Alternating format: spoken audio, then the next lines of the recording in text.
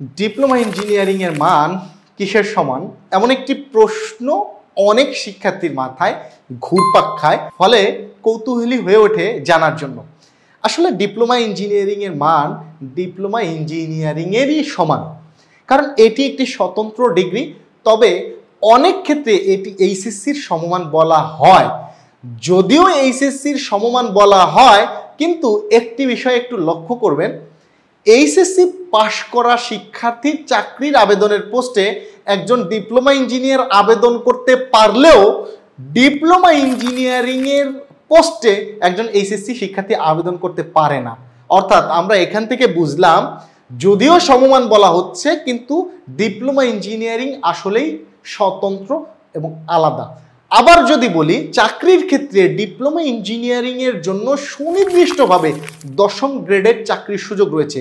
সেখানে এইচএসসি পাশ করা একজন শিক্ষার্থীর জন্য সুনির্দিষ্টভাবে তেমন কোনো চাকরি নেই।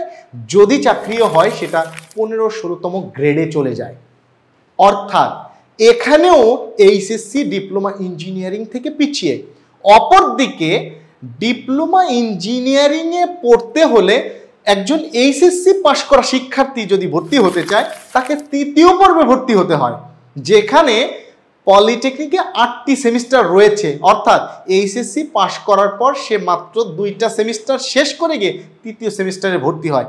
এক্ষেত্রেও আমরা দেখছি যে এইচএসসি ডিপ্লোমা ইঞ্জিনিয়ারিং এর সমমান নয়।